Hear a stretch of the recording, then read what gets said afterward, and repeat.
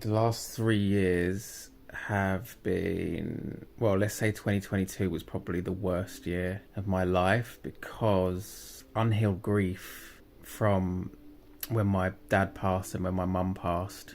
Dad was when I was 13, and then mother was 2012. So though that grief came back to loop round all in 2022, and that was the saddest year I've had. And then to top that off, December 2021, my really close friend passed away. So it was just like shit upon sadness upon sadness upon sadness. In some respect, it was good because I had all that energy and that grief and that sadness stored in me that wasn't able to release. I'm a great believer that trapped emotions turn into some form of disease. So I'm really grateful that I got it out of me, because I just carried on after my mum and my dad passed. I just carried on with life. It obviously wasn't my time, because I feel like there is a divine design to everyone's path. So I was, in one way, I am really grateful that I've been able to shift that and process that and feel every part of it. I mean, the sadness was just, it's so heavy, like, fuck me. It's just the heaviest motherfucking shit, I think, on this planet. Grief is heavy. And then after that year, then what else has come up for me is like realizing that I had a lust addiction, which translates into a masturbation addiction, since I was 8 years old, without having any exposure to any kind of porn or any sexual abuse or anything sexual. When I was little, I was hidden from all of that. So I didn't really understand. I was just really horny being young. I would play with myself in the bath and just have I'd just be really horny. I just didn't know what was going on. And I was young. That's 8 years old shit. I mean, looking back at it, it's a bit fucked up, but that stayed with me my whole life. Being addicted to that. It developed into being an exhibitionist and getting on websites with guys, webcams, basically masturbating for guys on webcams. I'd get off and all that sort of stuff. And that just carried on and just got worse and worse and worse, to the point where you're just doing it all the time, and your life force is getting taken out of you.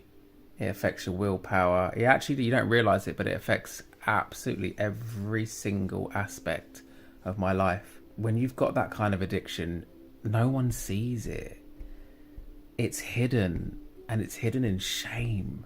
You can hide it. You can put a mask on. You don't even know. There's the Western medicine that still today has not even considered it an issue.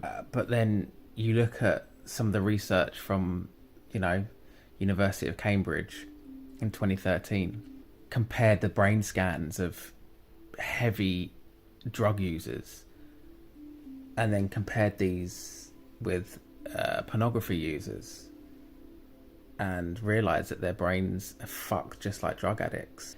I think just having all these realizations after all these years, it kind of brings you into a bit of shock, and you kind of go, I can't believe my life's like this, even though in some way there's a reason behind it. But when you're in it and you've just gone through so many dark nights, so many depressive periods, I feel like I haven't really excelled in anything, even though I know I've got many talents.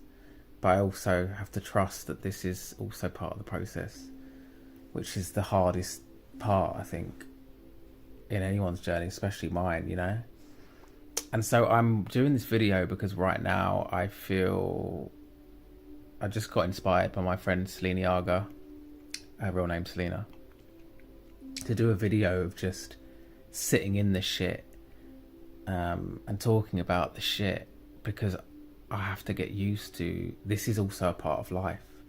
This is life right now, that I'm talking to this camera, and this is life. It's probably been a month now, just have been so depleted. You could label it as a depressive state. I don't like to label it. It's heavy. You don't want to do much. It's a process. You feel shame. I'm feeling shame, grief, combination of sadness, and you just want to stay in just the same clothes. I'm sleeping in this bed like loads. You're just in bed a lot of the day. It's a struggle to go and get food, to cook for yourself. Everything's a fucking struggle. Just a mirror of what's within me right now. If I didn't have these times of going within, I wouldn't realise how much change I really have to make. And I need to invoke a lot more discipline into my life. And I needed this time to reflect, because I'm coming out of this addiction now. I've set myself a goal that I'm going to be clean for 8 months. And also, this sort of stuff is taboo. Like, no one talks about it. And people go, on Google, it's like, yeah, masturbation's healthy. I'm not denying that you can have a good relationship with your dick.